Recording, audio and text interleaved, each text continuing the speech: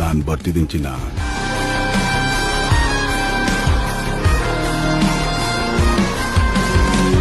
ಹೊಸ ದರ್ಶನ್ ರವರ devil cinema ಈಗ ಸೋಷಿಯಲ್ ಮೀಡಿಯಾದಲ್ಲಿ ಸಖತ್ ಸದ್ದು ಮಾಡ್ತಾ ಇದೆ. ಡಿಸೆಂಬರ್ 11ರಂದು ರಾಜ್ಯಾದ್ಯಂತ ಬಿಡುಗಡೆ ಆಗ್ತಿರುವ ಹಿನ್ನೆಲೆಯಲ್ಲಿ ಟ್ರೈಲರ್ ಡೇಟ್ ಇದೀಗ ಫೈನಲ್ ಆಗಿದೆ. ಡಿಸೆಂಬರ್ 10ರಂದು ಬೆಳಗ್ಗೆ 5:05ಕ್ಕೆ ಟ್ರೈಲರ್ ಬರುವುದಾಗಿ ಸಿನಿಮಾ ತಂಡ ಸ್ಟೈಲಿಸ್ಟ್ ಆಗಿ ಅನೌನ್ಸ್ ಮಾಡಿದೆ. ಇದರಲ್ಲಿ ವಿಶೇಷ ಅಂದ್ರೆ ದರ್ಶನ್ ರವರ ಧ್ವನಿಯಲ್ಲಿ ನಾನು ಬರ್ತಾ ಇದ್ದೀನಿ ಚಿನ್ನ ಅನ್ನೋ ಮಾತು ಈ ಡೈಲಾಗ್ ಮೂಲಕ ಟ್ರೈಲರ್ ಡೇಟ್ ಹೇಳಿರುವುದು. ಈ ಒಂದೇ ಮಾತಿಗೆ ಫ್ಯಾನ್ಸ್ ಫಿದಾ ಆಗಿದ್ದಾರೆ. ಈಗ ಅಭಿಮಾನಿಗಳು ಜೋಶ್ ನಲ್ಲಿ ಕಾಯ್ತಾ ಇದ್ದಾರೆ.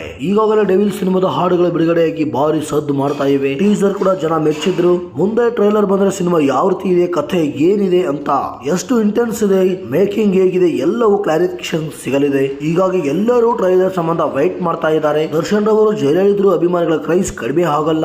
ರೇಣುಕಾ ಸ್ವಾಮಿ ಕೊಲೆ ಪ್ರಕರಣದಲ್ಲಿ ಅರೆಸ್ಟ್ ಆಗಿ ಜೈಲು ಸೇರಿದ ಸಮಯದಲ್ಲೇ ಸಿನಿಮಾ ಅರ್ಧ ಶೂಟ್ ಆಗಿತ್ತು. ನಂತರ ಜಾಮೀನು ಪಡೆದು ದೇಶ ವಿದೇಶಗಳಲ್ಲಿ ಶೂಟಿಂಗ್ ಅನ್ನ ಕಂಪ್ಲೀಟ್ ಮಾಡಿ ಅದಾದ ನಂತರ ಡಬ್ಬಿಂಗ್ ಕೂಡ ಮುಗಿಸಿದ್ರು. ಈಗ ಅವರು ಜೈಲಲ್ಲಿ ಇದ್ರು ಸಿನಿಮಾ ರಿಲೀಸ್ ಆಗ್ತಾ ಇರೋದು ದೊಡ್ಡ ಕ್ರೈಸ್ ಹುಟ್ಟಾಕಿದೆ ಅಂತ ಹೇಳಬಹುದು. ಅವರ ಸ್ಟಾರ್ ಡಮ್ಗೆ ಇದರಿಂದ ಏನು ಡ್ಯಾಮೇಜ್ ಆಗಿಲ್ಲ.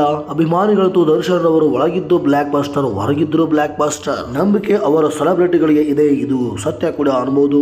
ಇನ್ನು ಒಂದು ಸ್ಪೆಷಲ್ ಏನಪ್ಪಾ ಅಂತ ಹೇಳಿದ್ರೆ, ಈ ಸಿನಿಮಾದಲ್ಲಿ 50 ಲಕ್ಷ ರೂಪಾಯಿ ಮೌಲ್ಯದ ಡೆವಿಲ್ ಚೇರ್. ದರ್ಶನ್ ಕುಳಿತಿದ್ದ ಈ ಚೇರ್ ನೋಡಿ ಖಂಡಿತ ಇದು ಇಷ್ಟು ದೊಡ್ಡ ಕುರ್ಚಿನ ಅಂತ ಆಶ್ಚರ್ಯ ಪಡ್ತಾ ಇದ್ದಾರೆ. ಮೊದಲಿಗೆ 3 ಲಕ್ಷಕ್ಕೆ ಡಿಸೈನ್ ಮಾಡುವ ಪ್ಲಾನ್ ಇತ್ತು.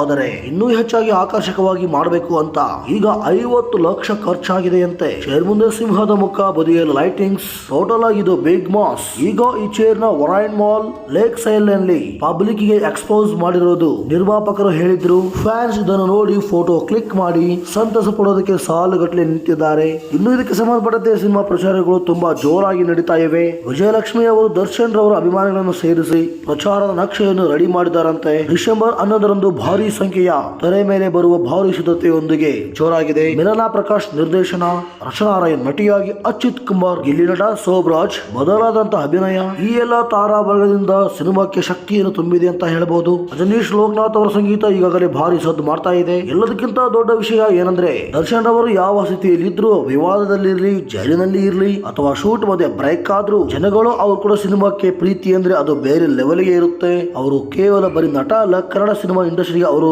ಮಾಸ್ ಸುಲ್ತಾನ್. ಅವರ ಸಿನಿಮಾ ಅಂತ ಬಂದಾಗ ಕತೆ ಹೇಗೆ ಇದ್ರು, ಮೇಕಿಂಗ್ ಹೇಗೆ ಇದ್ರು, ಬಾಕ್ಸ್ ಆಫೀಸ್ ನಲ್ಲಿ ಬರ್ಚರಿಂಗ್ ಓಪನಿಂಗ್ ಆಗೋದು ಗ್ಯಾರಂಟಿ ಅಂತ ಹೇಳಬಹುದು. ಡೆವಿಲ್ ಸಿನಿಮಾ ಕೂಡ ಅದಕ್ಕೆ ಹೊರತಾಗಿಲ್ಲ. ಫ್ಯಾನ್ಸ್ ಗಳಿಗೆ ಇದು ಕೇವಲ ಸಿನಿಮಾ ಅಲ್ಲ, ದೊಡ್ಡ ಹಬ್ಬವೇ ಸರಿ.